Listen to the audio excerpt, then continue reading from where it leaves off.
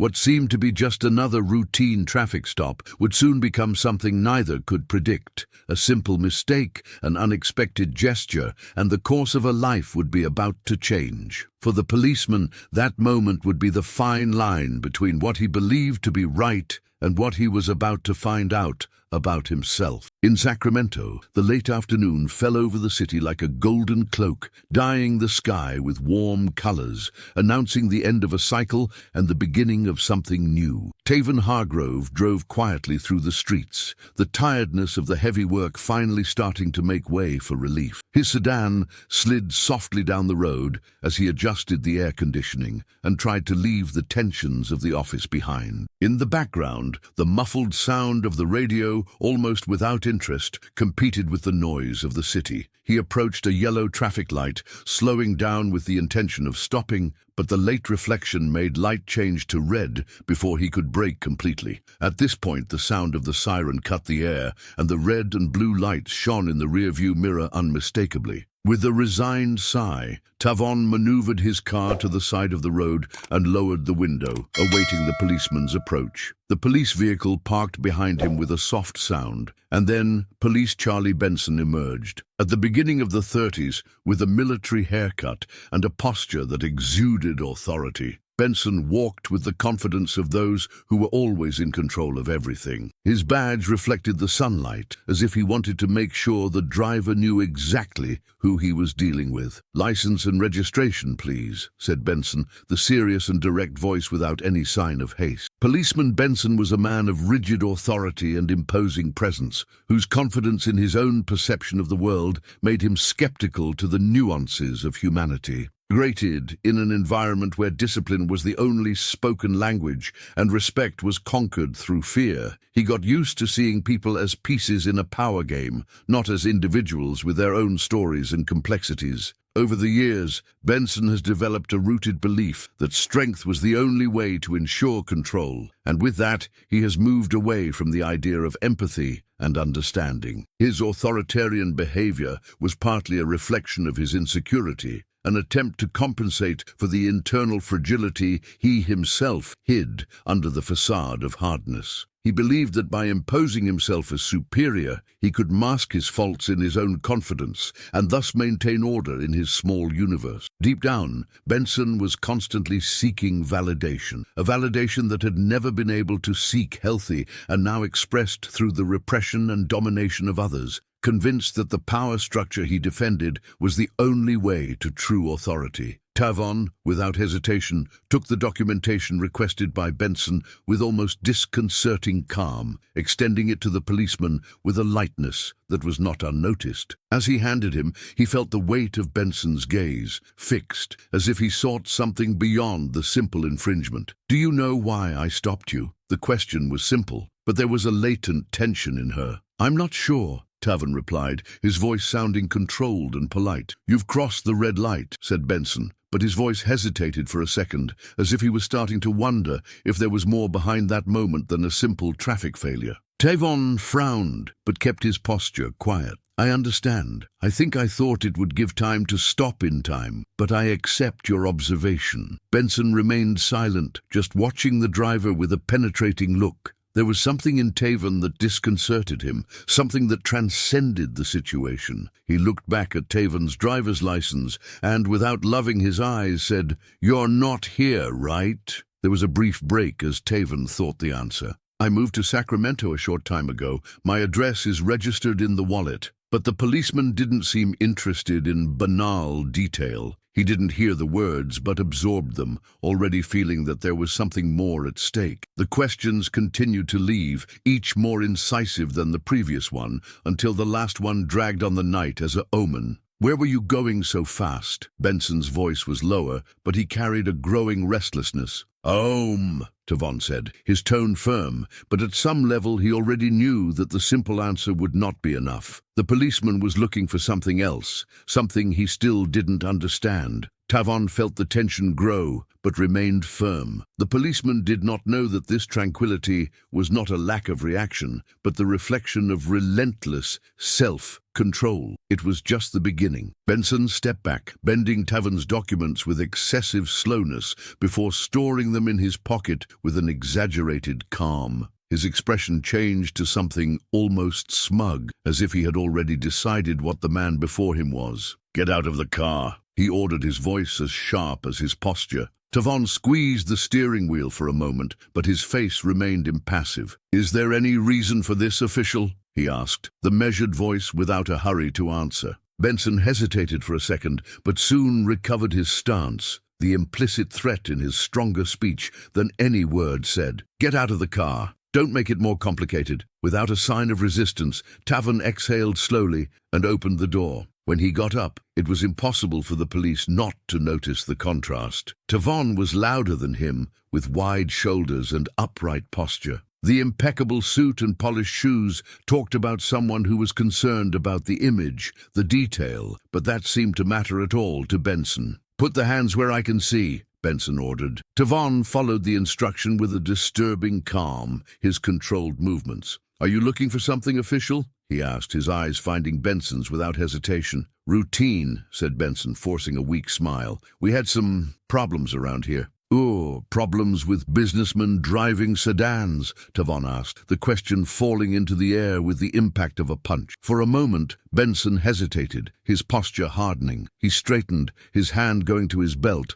more reflex than by necessity. "Take care of your tone," he said, the voice now more serious. "I'm just asking," Tavon replied, his silent firmness stirring Benson's confidence. There was no challenge, but a serenity that bothered. Benson took a step closer, his eyes narrowing. "You seem to know very well how it works," he said, as if trying to understand the other's calm. "Are you having something to hide?" Tavon let the silence drag for a moment before responding with the same tranquility. "No, official. I just believe that a little clarity has never hurt anyone." "Transparency, right?" said Benson, the obvious mockery but without immediate response. He stepped back, walking in circles in front of the car, trying to maintain control of the situation, but something inside it began to question Tavon's calm. The dynamics were changing, and Benson couldn't understand what was going on. Tavon does not react like the majority. There was no nervousness. There was no fear. There was only control, a strange,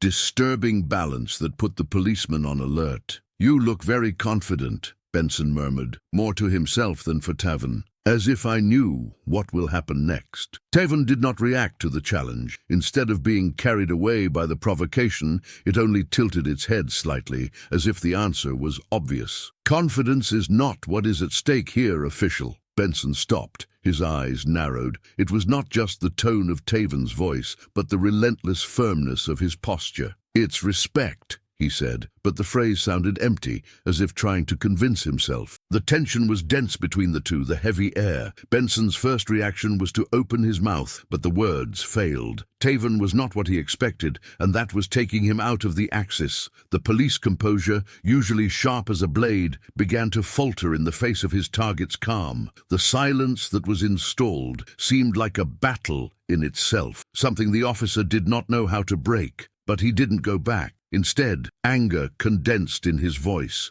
"Now the game begins." He hit his fingers on his gun, a small gesture, but loaded with poorly disguised frustration. It was not used to being challenged so quietly, especially by someone who seemed so controlled. His gaze diverted to Tavon's sedan, as if he expected the car to have something else to offer. He wanted a justification for what he felt, but I didn't find it. "Turn down and put your hands on the hood," he ordered, his rough voice as if trying to control the situation. "I need to check if there is something undesirable." Tavon did not move immediately. The arched eyebrow denounced the surprise, but his tone remained firm. "Weapons?" he repeated, with a slight touch of unbelief. "Do you think I'm armed?" Benson didn't like the question. His jaw squeezed, and for a moment his facade hesitated. "I won't ask again," he said, the voice cutting the air. Hesitation crossed Tavon's face, a spark of something Benson could not decipher. But then, without more words, he turned and put his hands against the hood of the car. The sound of his boots against the asphalt made silence weigh even more. Benson approached, the feeling that he was in uncertain territory bothering him with every step. He made the magazine fast, rough than necessary, his hands playing Tavon with a little more aggressiveness than necessary. It was not a simple search. It was an attempt to affirm control, to cause a reaction. But Tavon remained impassive, his body relaxed as if he did not feel scrutiny. "You're clean," Benson muttered, taking a step back. The frustration in his voice was clear, as if the lack of any justification for his distrust had annoyed him. Tavon turned slowly, staring at the policeman with the same calm as before, but with an intensity in the eyes that seemed to disarm him. "Of course I am," Tavon replied with an almost imperceptible smile. "Now, if it's over, official—" "I didn't end," Benson interrupted, his voice rising with Tom,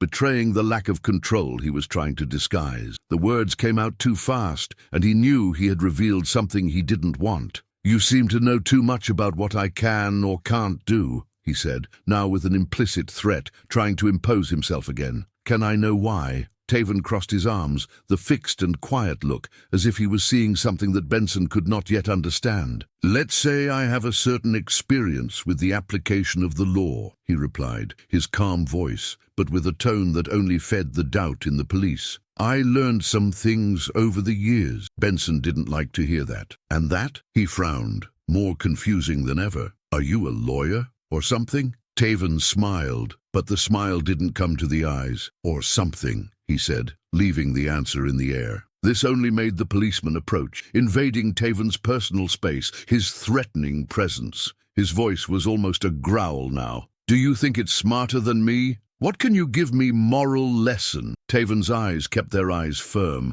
without wavering, without fear. "I don't find anything official, I just believe in justice." And then, like a silent blow, he dropped. "And so far, I'm not seeing much of her here." The tension was so thick in the air that you could almost touch it. Benson's voice, loaded with repressed anger, broke the silence. "Justice? Do you think justice is what it is? People like you always—" But he stopped in the middle of the sentence, the words hanging in the air incomplete, like a smoke that dissipates before forming completely. Tavon did not move. His expression did not change, but something in his posture indicated that he had captured exactly what Benson had not said. Something in the way the policeman had begun to form those words was revealing. "People like me," Tavon repeated, his soft voice, but charged with accusation. Benson stepped back, retreating as if he felt he had surpassed an invisible line. He knew he had exposed himself, but had no idea how to fix it. "You know what I mean," he murmured, his tone now without the same certainty as before. "I think so," Tavon replied, with a sharper calm than before. His posture was now different. It was not passive, but a firm, determined presence, which seemed to cut through Benson's empty words and intention. "And I think we both know that it was no longer about a simple violation for a long time." Benson wanted to say something, anything, but the words didn't come. For the first time, he didn't know how to answer. The balance of power between them had changed. The floor under his feet seemed unstable, and he was starting to realize that he might have gotten into something much bigger than he imagined. And it was then that Tavon broke the silence with relentless calm. "Official, I think it's time for you to know who I am." Benson contracted, annoyed by boldness, but his voice came out weaker than he intended. "I don't care who you are," he said, but there was a fissure in his tone that betrayed his words. Tavon then stretched his hand calmly to the pocket of the suit. Its movement was deliberated, without haste, as if there was no need for any dramatization. "I'm taking my badge," he said simply, watching the policeman with a look that seemed to penetrate his soul. "There is no need for theater. I want you to see." Benson followed the movement of Tavon's hand, his fixed gaze in the slow and controlled movement. When the badge was finally removed, the light reflected on the metal surface, revealing the name recorded in it. Tavon Hargrove, Head of Internal Affairs, Sacrament Division. The impact was immediate. Benson froze. His eyes quickly moved from the badge to Tavon's face, as if he sought a sign that it was a joke. But there was no humor, just a silent authority, an obvious disapproval. Benson's face paled as he unsuccessfully tried to hide the surprise. "Internal Affairs," he repeated, his voice cracking with unbelief. You are... Yes, Tavan interrupted him, his unwavering calm filling the space between them. I supervise the official conduct, he said, every heavy word as a sentence. My job is to ensure that people with a badge like mine defend the integrity and values it should represent. Benson took a small step back, his hand going automatically towards the belt, as if he tried to reconstruct, but the sense of loss of control was palpable. Tavan, without haste, advanced a step forward, closing the space between them. Tavan's authority seemed to increase each movement. Do you know which most worrying part of this official interaction? Tavan asked, his low and penetrating voice. It's not your profile, he continued, although that was already serious enough. What really worries me is the unloved climb. You did it all without knowing who was talking to you. Benson was silent, as if he had punched. The words did not come out, but Tavan's gaze was still relentless, and he knew the policeman now realized the severity of the situation. You assumed that I would not know my rights, that I would not understand the laws you vowed to defend, Tavan continued, each word carrying the weight of a silent but terrible accusation. Benson tried to open his mouth but failed. Tavan's gaze was firm, and the words he had said now were burning inside him. Tavan ended, his final tone as a blade. I'm Tavan Hargrove, and this is the problem. It's not just a problem for me, official. This is a problem for everyone who wears this uniform. Benson's shoulders fell, as if the weight of words had finally settled on him. He looked at the badge, still in Tavan, trying to understand how something that seemed so simple now had the power to destabilize him so deeply. Tavan stepped back, allowing Benson to breathe, but the control was already in Tavan's hands. Here is what will happen, Tavan said, his voice still calm but adamant. You will take a step back, return the documents, and think carefully about what you will say and how you will follow from here. Benson's lips separated, but the words hesitated, as if pride and arrogance were temporarily disarmed. He knew he was in a crossroads, but the indecision kept him paralyzed. Silence stretched like a thread about to break. Tavan, on the other hand, remained undisturbed, observing the policeman without a hurry to press him. As the second dragged on, Benson felt the weight of his authority collapsing, as if he had fallen from a great cliff, and now he was trying to find the land. You'll hear what I have to say, Tavan said, his sharp but calm voice. He was no longer giving room to challenge. He was just affirming reality. It doesn't matter if you are in control or not. What matters is knowing what to do when the truth appears. And today, the truth is simple. You did it all without knowing who I am. This is what worries you most, official. Tavan's smile was as brief as the impact of words, but their meaning reached Benson as a punch. The policeman swallowed hard, his hands shaking slightly as he pulled Tavan's documents. The shame was clear on his face, but he didn't dare to look into Tavan's eyes. No more. He could no longer face the man he was dealing with. Every gesture he made seemed to be out of place, disconnected, as if he was stuck in a nightmare in which he did not know how to escape. Tavan took the documents slowly, deliberately, and put them back in his wallet. Good choice, official. Now follow what I told you, and think about the next time you think you know who you are dealing with. He took a step back, not out of fear, but for the need to let Benson digest his own fall. Benson looked at the ground, speechless, as Tavan walked away. The streetlight seemed colder now, and the weight of his own actions was becoming impossible to ignore. There, under the lamp deleted, he was immovable, unsure what to do next. However, Tavan, on his way back to the car, was already distant. The engine roared gently as he set off. He didn't feel the need to look back. The meeting with Benson was no longer in his mind. He knew that what was coming was much bigger than that interaction. The real battle would start the next morning when the doors of the Sacramento Police Department closed behind him. He already knew what he needed to do.